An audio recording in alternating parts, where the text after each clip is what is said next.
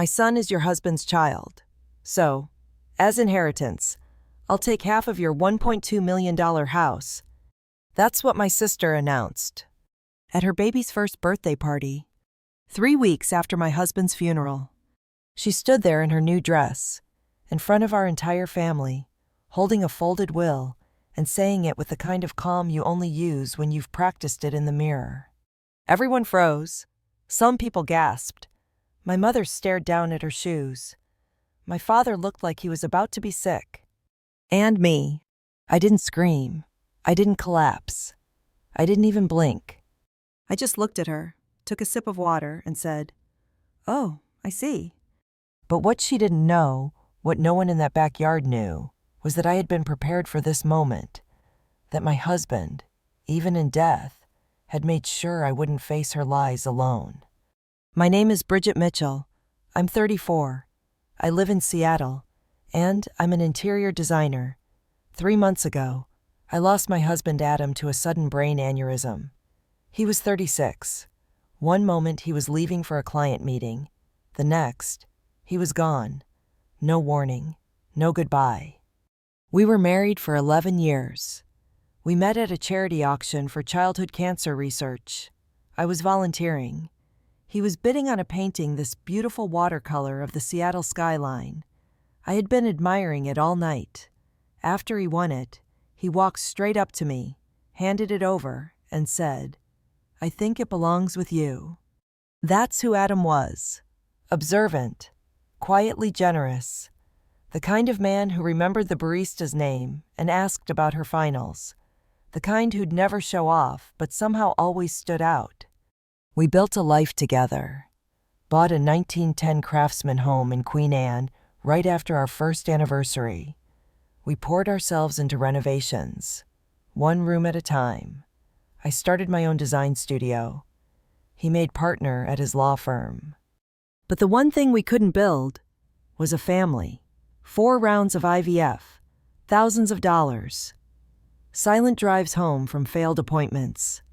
I still remember the last time. We sat on the porch swing, and he reached across to hold my hand. "You and me," he said. "That's enough." And we believed it. We really did. We traveled. We rebuilt. We made peace with the life we had. But there was always one person who made peace impossible.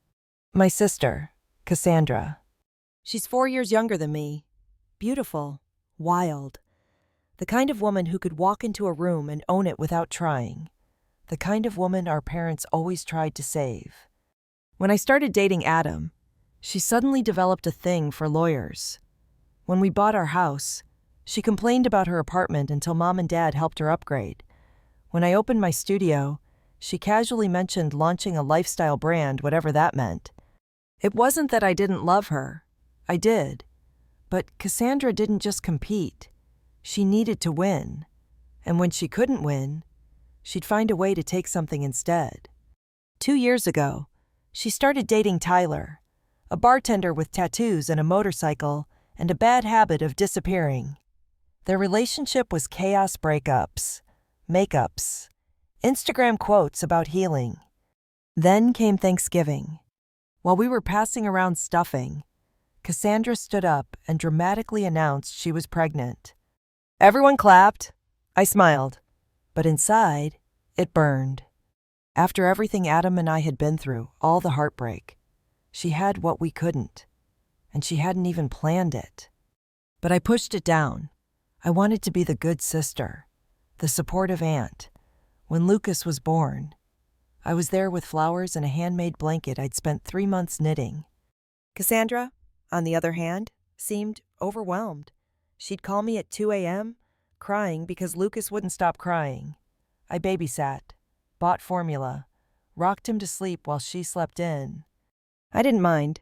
Lucas was innocent, and I figured Cassandra just needed time to adjust. Adam didn't get involved much. I thought maybe it was too painful for him being around a baby that wasn't ours. Now I realize he was keeping distance for a reason. Then came the day everything changed. 3 weeks after the funeral, Lucas's birthday, my mother begged me to go. Adam would want you there. she said.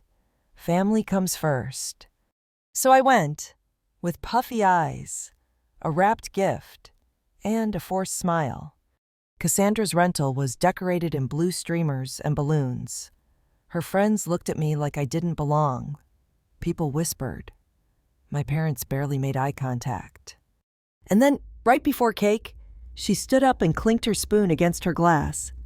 I've been keeping a secret, she said, smiling, resting a hand on Lucas's head. Lucas isn't Tyler's son. He's Adam's. Silence. She said they had a brief affair 2 years ago. That Adam knew. That he updated his will. She held up a folded paper. This says half of their house belongs to Lucas. As his son. Every eye turned to me. Pity? Curiosity? Judgment? My father started to stand. My mother stared at the tablecloth. I took a sip of water, smiled, and said, "Oh, I see." But what she didn't know was that I already had the truth. And soon, she'd regret ever trying to rewrite mine. Before I tell you how I turned the entire situation around, how I exposed everything she tried to fake and saved Adam's legacy, please take a moment to like this video, subscribe, and drop a comment if you've ever had someone in your own family cross a line they couldn't uncross. Because this is just the beginning. You're probably wondering why I didn't explode that day, why I didn't rip the paper out of her hand and scream in front of everyone. The truth is, I had already grieved Adam once when I lost him. I wasn't about to grieve him again over something so clearly fake. Because the man I married, the man who brought me tea when I had migraines, who learned to use a miter saw just to help me build a window bench, that man never would have kept a child from me. Never would have fathered a child with my sister and then left me in the dark. He was loyal to a fault, thoughtful, always 2 steps ahead. Which is why I knew, even before I saw the paper she waved at the party, that something was off. But before I get to how I proved it, let me take you back. You need to understand who we were, who Cassandra was, and why this betrayal wasn't really new, it was just louder than the others. Adam and I met at a charity auction in Seattle. It sounds cliché, but it was one of those moments where the world narrows down to just 2 people. He was tall, kind-eyed, in a tailored suit that somehow still looked comfortable. I was the volunteer running the silent auction table. He bid on this watercolor of the skyline, soft blues and golds fading into Lake Union. I watched him from across the room, not because of the bidding war, but because he kept glancing at me. When he won it, he walked straight over. "You kept looking at this painting," he said. "I think it belongs with you." That moment, it told me everything I needed to know. This man noticed things, not in a showy way, in a way that meant something. He proposed 8 months later on a rooftop with that same skyline behind us. We bought the house a year after that. A fixer-upper craftsman in Queen Anne with creaky floors, slanted shelves, and a backyard that looked more like a jungle. But we saw the same thing: potential. We spent weekends sanding, painting, redoing the kitchen with our own hands. We didn't just build a house. We built a life. Until we couldn't build the one thing we wanted most: a family. For 4 years, we tried. Ovulation tests, IVF, medications that wrecked my body and my mood. I gave up caffeine, sugar, social events. Adam sat through every appointment, every late-night breakdown. And when the last round failed, we sat in silence on that same porch swing. "I'm okay," he said. "As long as it's still you and me, I'm okay." I wanted to believe him. I think part of me did. That's when we started shifting, from grief to gratitude, from mourning what we couldn't have to protecting what we did. My design business took off. Adam made partner. We got a dog. We started planning trips again. I stopped crying in baby aisles. We found a rhythm. And then Cassandra showed up, 6 months pregnant, with a guy named Tyler who who had midlife crisis written all over him, tattoos, leather jacket, and a habit of disappearing for days. It was Thanksgiving. She made the announcement between mashed potatoes and pumpkin pie. Everyone clapped. I smiled so hard my cheeks hurt. And when she left the room, I excused myself and cried in the bathroom for 20 minutes. But I pulled it together. I told myself Lucas would be my chance to love a child, even if he wasn't mine. I threw myself into being an aunt, bought diapers, offered late-night support, even stayed overnight during his colic phase when Cassandra looked like she was about to collapse. What did I get in return? Distance. Cassandra would smile and thank me, but her eyes always carried that same glint, like I was somehow stepping on her stage, like my help made her feel smaller. She'd roll her eyes when I brought up schedules or health appointments, shrug when she was late picking him up from my house. Sometimes she'd ghost me for a week, then call at midnight, sobbing about needing a break. And Adam, he was cordial, supportive from a distance, but he rarely held Lucas, never changed a diaper. I chalked it up to our infertility pain, figured he was protecting himself. Now I know he was protecting me. Because what I haven't told you yet is that 2 years before Lucas was born, something happened. Something that at the time felt off. But now I know it was the beginning of the lie. We had Cassandra over for dinner to celebrate her new marketing job. It was one of the longest gigs she'd held in years.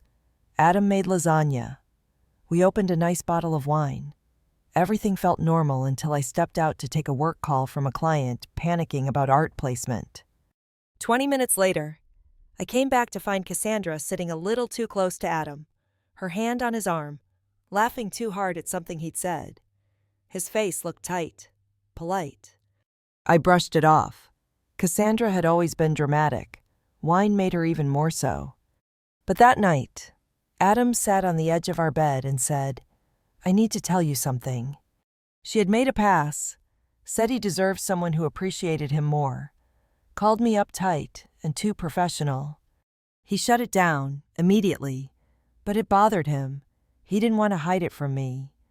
And I stupidly said, "She's just jealous. It's her way." We decided not to say anything to our parents. Didn't want drama. We just quietly created distance. From that point on, Adam was never alone with her again. We declined invitations, blocked her number from his phone after a late-night suggestive text. He even started documenting things, dates, comments, screenshots. And 2 years later, Lucas was born. And now, she wanted to say that Adam was the father, even though we knew beyond a shadow of a doubt that was impossible.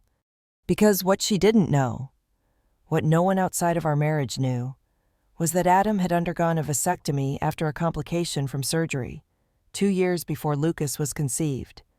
It was documented, verified, confirmed through multiple follow-up tests. He couldn't have fathered a child, even if he wanted to. And thank God he thought ahead. Thank God he kept records, wrote down every incident, even updated his will officially with our attorney. Because I wasn't just about to let my sister hijack my husband's death.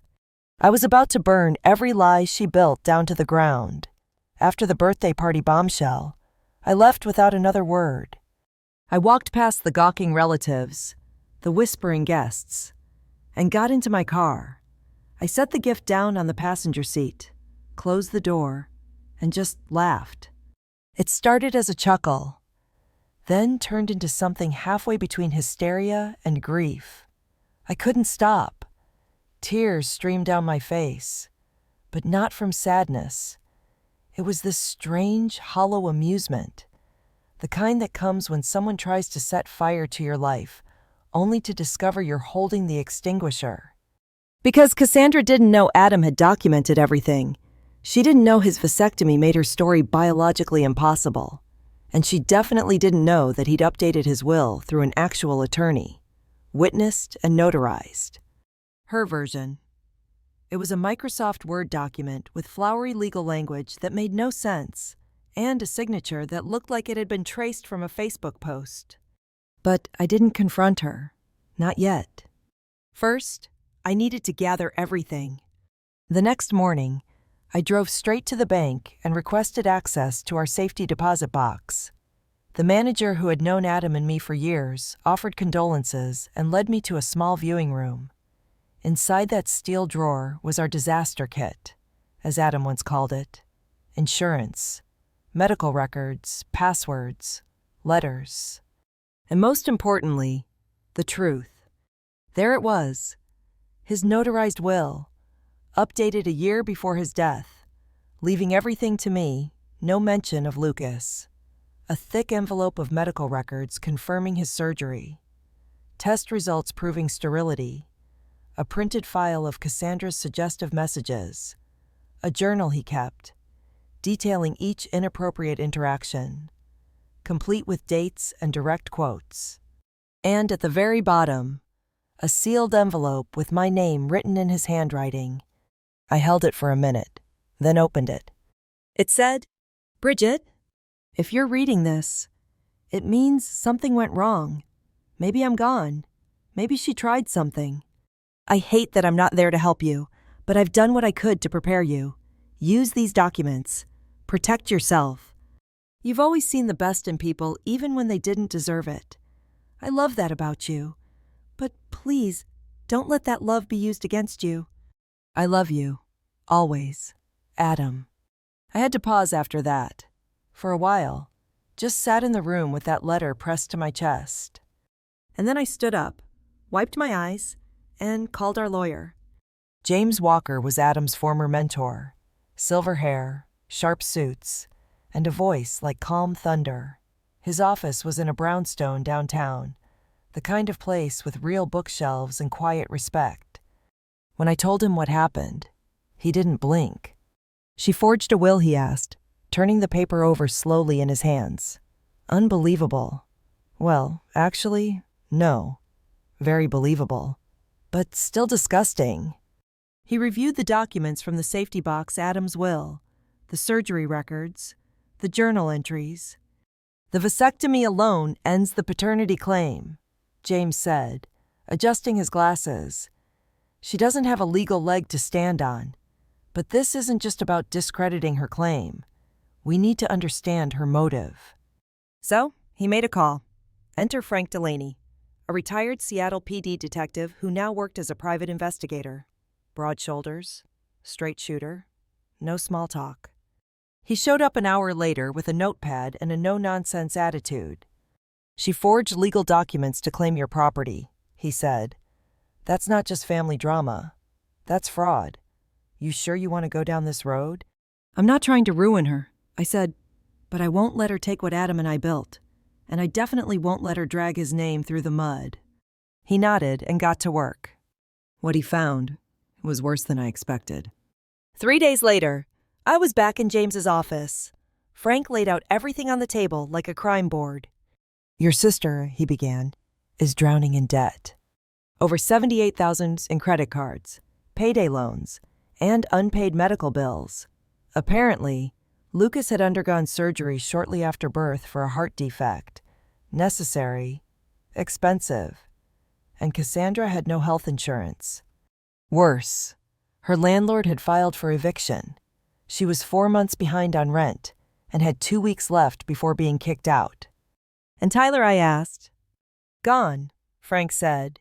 "Moved to Portland. New girlfriend. Pays child support when he remembers. Barely $200 a month." Then he pulled out the kicker. A stack of text messages. Screenshots between Cassandra and her friend Jenna, the same Jenna who had opened the door at the party. The messages were a mix of delusion and calculation. "That house is worth over $1 million. If I play this right, Lucas and I get half. Dave's almost done with the fake will. Found Adam's signature online. It looks real. Bridget's always been the golden child. Time for me to get my piece." Each message hit like a slap. She wasn't confused. She wasn't desperate. She was deliberate. And still, I didn't want revenge. I just wanted it to stop. I wanted to protect Adam's memory, protect the home we had built, protect myself. But I also knew if I confronted her in anger, she'd deny everything, spin it, cry, turn it into another performance.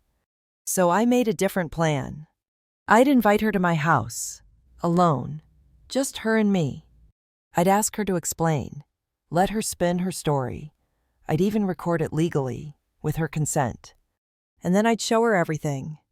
Her lies, my evidence, Adam's words. But most importantly, the choice she'd have to make. Because at this point, she wasn't just my sister. She was a woman standing on the edge of criminal charges, and I was the one holding the evidence that could send her over. What she didn't know was that I was still willing to help her, not for her, but for Lucas. But only if she told the truth. I didn't sleep the night before the confrontation. I laid in bed staring at the ceiling, Adam's letter on my nightstand, the folder of evidence beside it like a silent guard. The house was quiet, too quiet. The kind of silence that makes you hyper-aware of every creak, every shift in the air. I wasn't nervous. I wasn't scared. I was focused. The next morning, I cleaned the living room like I was preparing for an open house, cleared the coffee table, set out 2 chairs, facing each other. On the table, 2 glasses of water, a recorder, and a folder of documents. Everything carefully placed, controlled. At 1:58, the doorbell rang. I took a breath, opened the door. Cassandra stood there in a new blouse, hair curled, a thin layer of confidence spread across her face like cheap foundation. She smiled, the same way she always did when she thought she had the upper hand. "You look good," she said, stepping inside like nothing had happened. "I'm really glad you called." I nodded, not offering anything back. "In here," I said, leading her into the living room. She glanced at the setup. "Wow, this looks serious." "It is," I replied.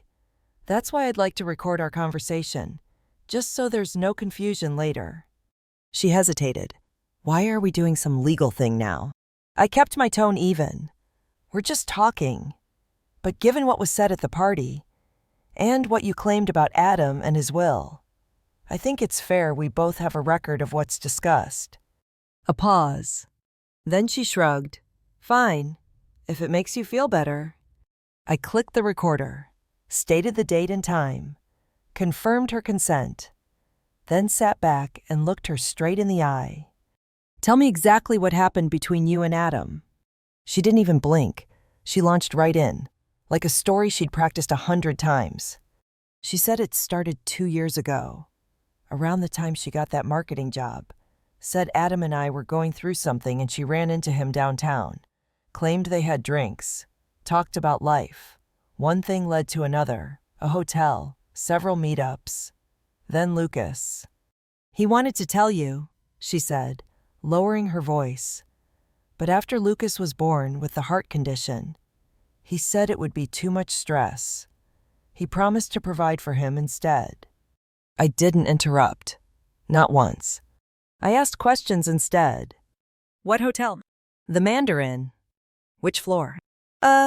I think the 17th, maybe the 18th. "What nights of the week?" "Tuesdays, I think.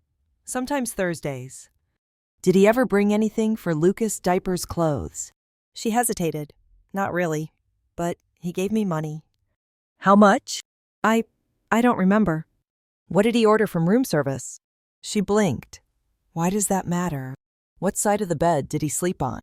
Her lips parted, but nothing came out. I waited. "Cassandra," I said quietly, "the details matter, because this isn't just about emotions. This is about facts, and everything you're saying falls apart the moment you scratch the surface." Her face shifted, slight panic. I reached for the folder and opened it slowly. "Let me tell you what really happened." I laid the first paper down. "This is Adam's medical record. 2 years before Lucas was conceived, he had a surgical complication. The doctor recommended a vasectomy during the procedure. He agreed. The surgery was successful, verified, confirmed." She stared at the paper, said nothing. "So even if he wanted to have a child," I said softly, "he couldn't." I laid down the second paper. This is the real will, drafted by our lawyer, notarized, filed. No mention of Lucas. Every asset goes to me. Her hands tightened around her knees. I kept going. These, I said, laying out more documents, are the text messages you sent Jenna, planning the lie, talking about faking the will, even naming the guy who helped forge Adam's signature. Her mouth opened, then closed. And this, I laid out the last item.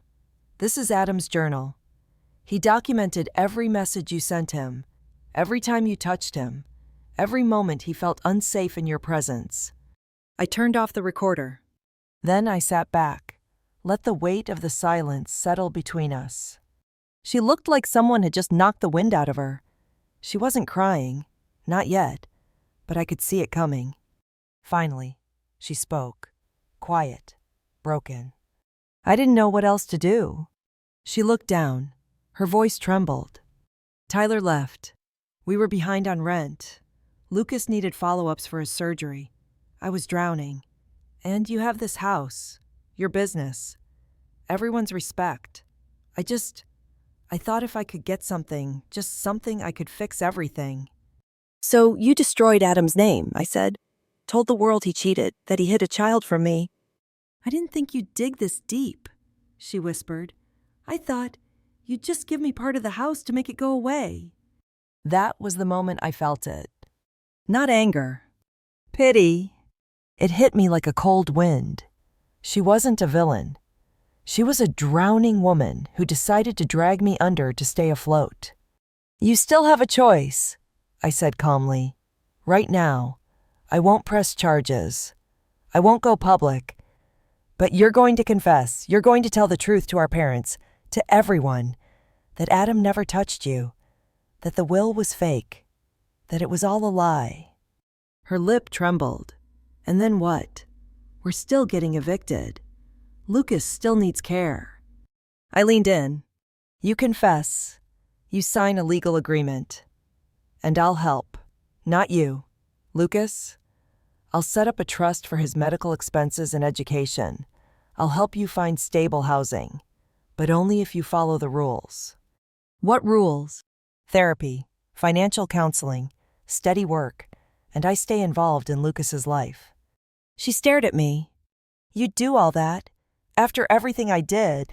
Not for you, I said. For Adam. And for Lucas. He deserves better than a mother who lies to survive. She broke then, completely, covered her face with both hands, and sobbed. Not performative, not for pity, just raw regret. And for the first time, I saw my sister again. Not the manipulator, not the liar. Just Cassandra. And maybe, just maybe, there was still something left to save. The next morning, Cassandra came back. No makeup, no dramatics. Just a tired woman holding her son and asking quietly, "Where do I sign?" We sat at the same coffee table, this time with James Walker present. He reviewed the terms we had drawn up clear, enforceable, with no room for manipulation. She agreed to everything. She would make a full confession to our family, in person, no deflection, no dramatics, just the truth. In return, I would fund a trust for Lucas, enough to cover ongoing medical care and future education. I would help her transition into stable housing. But she would submit to therapy, maintain employment, and never again attempt to claim part of the estate. If she violated any clause, the support would end immediately. We both signed. James witnessed it. It was done. Now came the hard part. The family dinner. I arranged it for this following Saturday at my home. My parents were curious, concerned. My mother kept calling, asking if I'd pushed Cassandra too far, or if this had to be public. I didn't answer directly. I just told them to come. That we all needed to hear the same thing, at the same time. That night, my house was filled with tension so thick it made the air feel heavy. My parents arrived first. My mother brought her usual lasagna, her peace offering in ceramic form. My father gave me a quick hug, already worried. By 6:50, we were all seated at the dining room table. Cassandra was last to arrive. She came alone. Lucas was with a babysitter. Her eyes were red, but she wasn't crying. Not anymore. I placed the recorder on the table. "We're recording this for clarity," I said. "Everyone needs to hear the truth. And remember it." My parents exchanged nervous glances, but they didn't object. I looked at Cassandra. "Go ahead." She stared down at her lap for a long moment. Then she spoke. "I lied." Her voice was quiet, but firm. "Lucas is not Adam's son. Adam and I never had an affair. The will I showed at the party was fake. I made the whole thing up." My mother gasped. My father's jaw clenched. I was behind on rent. Tyler left. Lucas had medical bills I couldn't pay. And I panicked. Cassandra continued. "I thought if I could convince Bridget to give me part of the house, I could fix everything." She looked up. But I was wrong. About all of it. The room fell silent. Then my father spoke. "Do you have any idea what you've done?" "I do," Cassandra said. "Bridget has every right to hate me. I tried to rewrite her marriage. I tried to take what wasn't mine." My mother reached for her hand. "Honey." "No, Mom," I said. "Not this time." I turned to both of them. "You always defend her, always clean up her messes. But this crossed every line." They stayed quiet, which was progress. I continued. "She forged legal documents, spread lies about Adam, and tried to manipulate me while I was grieving. That's not just bad judgment. That's criminal." "But we're family," my mother said softly. "So am I," I replied. "I'm your daughter, too. The one who just lost her husband and was nearly robbed of everything we built." My father nodded slowly. "I understand." "Good," I said, "because here's what's going to happen next." I explained the agreement Cassandra and I had signed. The trust fund, the therapy, the boundaries. There will be no more bailouts, no more excuses. She gets support for Lucas, not for herself. And she earns it by changing. Permanently. Cassandra didn't argue. In fact, she added something unexpected. "I've already started therapy," she said, weekly, "and I'm interviewing at 2 clinics for admin roles. I want to get it right this time. For real." My mother looked between us, stunned. "You mean you're okay with this, both of you?" "No," I said. "I'm not okay with what happened. But I'm choosing not to press charges because I believe Lucas deserves better than being caught in a war between adults. And because Adam would want peace, not punishment." Tears welled in her eyes. But I stayed firm. "This isn't a reset. It's a contract. One mistake, and I walk away." "I won't break it," Cassandra whispered. "I hope not," I said, "because you won't get another chance." Dinner was quiet after that. My parents were still processing. My mother kept sighing. My father kept staring at his plate. No one talked about Adam, or Lucas, or the house. When it ended, my parents left with a weak promise to talk soon. Cassandra lingered at the door. "Thank you," she said, "for not destroying me." "I didn't do this for you," I replied. "I did it for the boy who didn't ask for any of this." She nodded. "I know." Then, just before leaving, she turned back. "Do you think you'll ever forgive me?" I didn't answer right away. "I don't know," I said honestly. "But I know what Adam would say, forgiveness isn't a gift. It's a choice you make over time. So we'll see." She didn't push. She just nodded again and left. I closed the door, locked it, walked back into my living room, where the recorder was still sitting on the table, still blinking. And for the first time in months, I exhaled. I had protected what mattered. My husband's name, my home, my peace.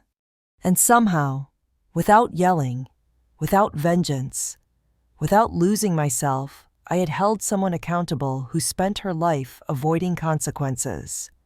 That, to me, was the best kind of justice. After the dinner, everything shifted. Not overnight, not dramatically, just slowly, like seasons changing. You don't always notice the moment the air cools or the leaves turn, but eventually you look around and realize you're in a different world. My parents called less after that. Not out of anger, more like uncertainty. My mother still sent casserole texts, but she stopped pushing for family holidays. My father took a quieter approach, checking in with short, awkward calls. I think he realized what I had accepted long before the version of family they clung to had never truly existed. Cassandra kept her word. She moved into a subsidized townhouse on the east side. Small, but clean. The rent was covered by a local housing program we applied for together. I helped her navigate the paperwork, not because I had to, but because it was part of the promise. She got a job, an office manager role at a pediatric dental clinic. Nothing glamorous, but it gave her structure, benefits, and dignity. More importantly, she started showing up to therapy regularly. 6 months in, her therapist sent me a short letter at Cassandra's request confirming attendance and progress. That letter meant more to me than any apology. Lucas was thriving. His health stabilized. The trust I'd set up covered all his specialist visits and follow-ups. I saw him once a week. Park outings, ice cream trips, story time at the library. He was smart, sweet, curious, and completely untouched by the storm swirling around him. Which was the point. Cassandra never tried to weaponize him again. She didn't bring up custody, didn't use him as leverage. If anything, she seemed almost grateful when I offered to take him for an afternoon, not to escape, but because she trusted me. And that trust, it wasn't easy, but it was real.